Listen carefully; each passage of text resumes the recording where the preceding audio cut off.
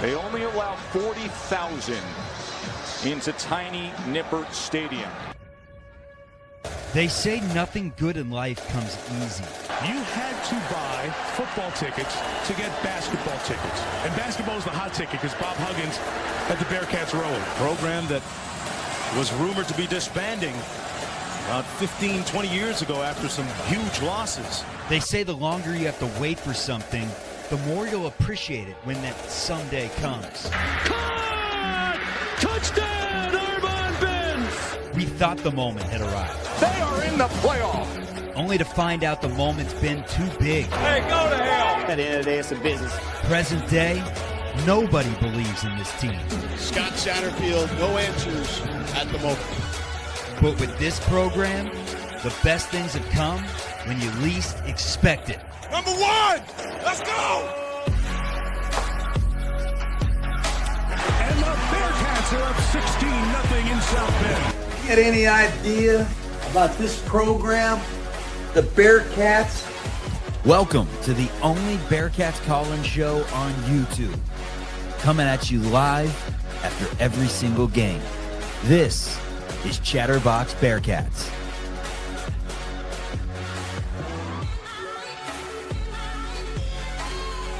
Scotty!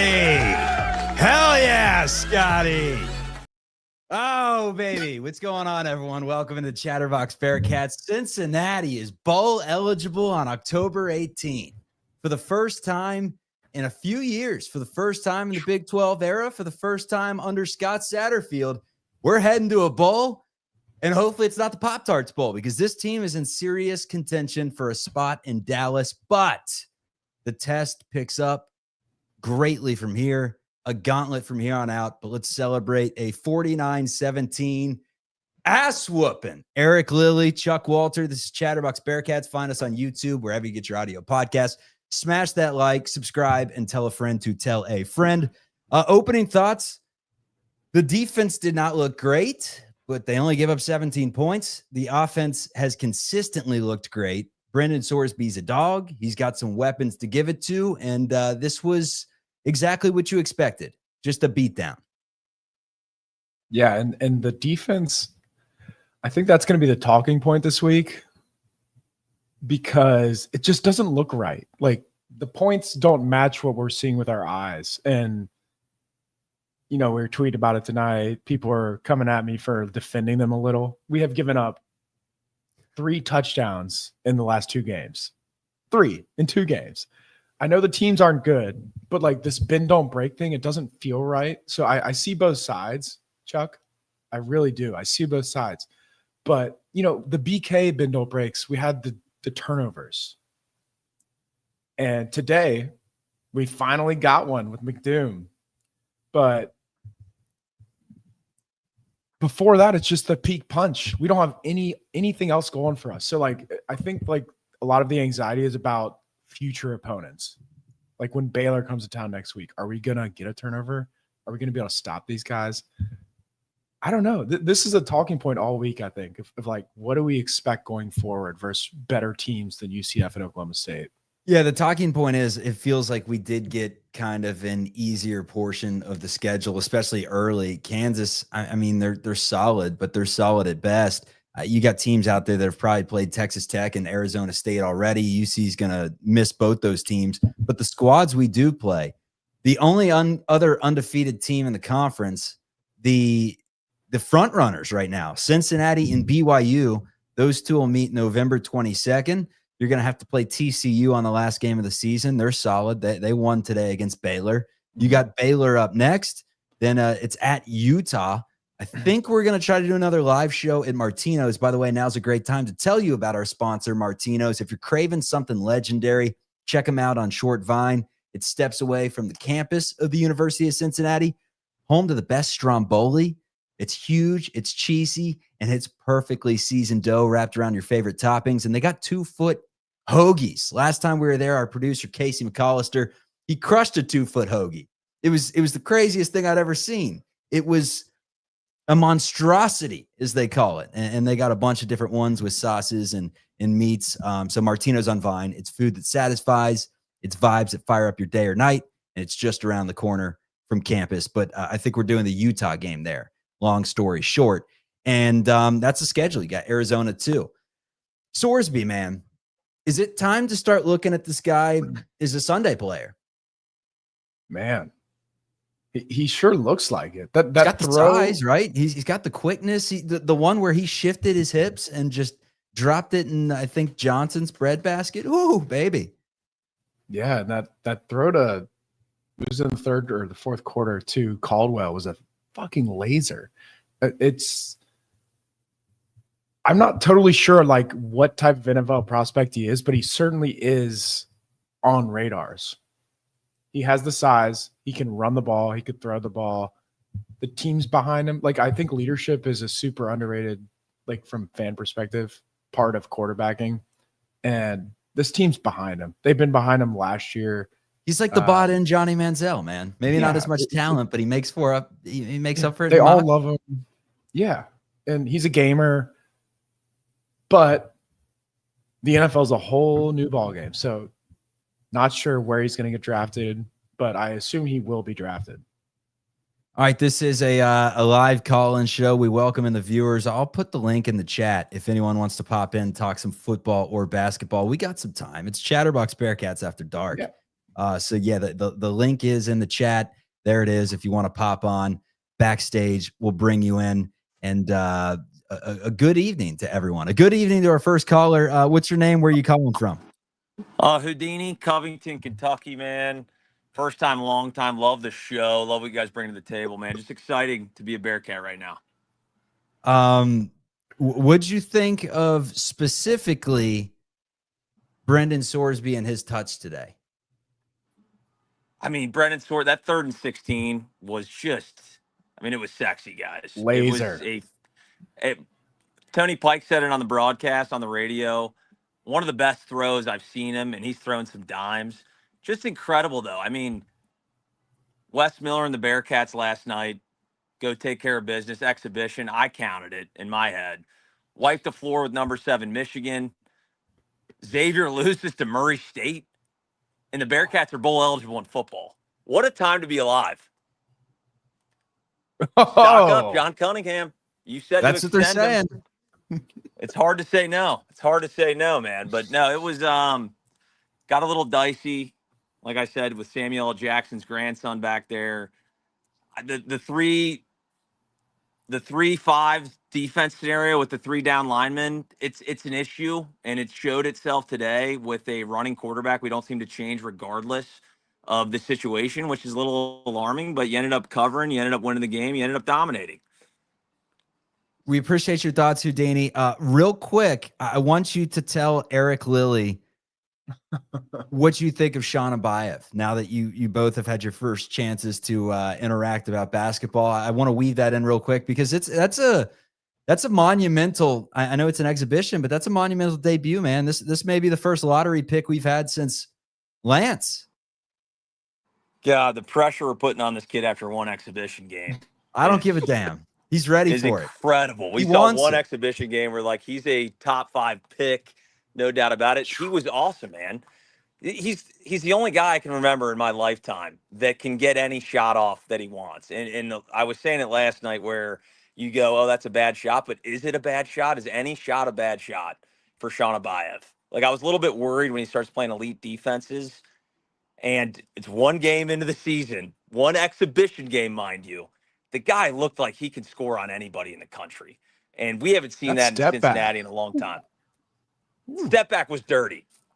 Oh, man. I'll be doing a breakdown tomorrow on Twitter. We're going to run through some of the plays. I'm going to deep dive analysis on Sean Abayev's first exhibition game. Tune in. Okay. For some reason, I don't believe you. Oh, no, trust me, brother. I mean, what time is it Eastern right now? We're talking midnight. We're into Saturday. It's October 19th. We're into Sunday. Yeah. Yeah, I'm going to get in the lab here in about 30 minutes. Trust me, there'll be a full breakdown tomorrow. Video breakdown on Houdini's Patreon. But thanks for calling in, my friends. We'll talk to you soon. Lily, 49-17, the final score. Cincinnati wins. Up next is Baylor at home with a potential to go to 5-0 in the Big 12. Want to run through some of the awesome players and plays from this game. The game-changing moment was 4th and 1 at the UC 10 at the end of the first half. Peak has the wrap-up on defense as Oklahoma State's going for it, and then Golday, the little cleanup. Oklahoma State was 10 yards away from a touchdown that would have brought it into 3. Instead, Cyrus Allen scores his 3rd of 3 touchdowns. The offense today was truly unstoppable.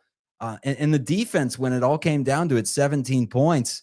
What would you give letter grades to this offense and to this defense now, 7 games in? This is tough, Chuck, because like the eye test, like we were just addressing, the defense doesn't look great, but we're getting 4th down stops. We're getting red zone stops. To this point, we haven't been burned really with this defense. So I think I'm giving the defense like a B-. Like this is a bend don't break. It's not fun. The Brian Kelly bend don't break got picks. We have one today. It was great. I was at Animations in Oakley. Place got a little rowdy on that pick 6 by Matthew McDoom. Matthew McDoom deserves that after that bullcrap PI call at Nippert a couple weeks ago. Yeah. I'm giving the defense a B-. And I think most fans would probably go C+ or lower there. But offense, Chuck, I think we're humming. I think this is a really good offense. I'm going A-. So you're just saying Nebraska week 1, complete anomaly, brand new system for a bunch of throw it out the window right here. Is there any test that it was the crowd, new receivers? Is there a test of teams coming up between like BYU, TCU, Baylor, Utah, anyone that has an elite stout defense that can kind of be a measuring stick to see how good our offense is? No. League. Just a bunch of shootouts. Yeah. Arizona. We play Arizona in 3 weeks, or it's out of the bye. 4 weeks.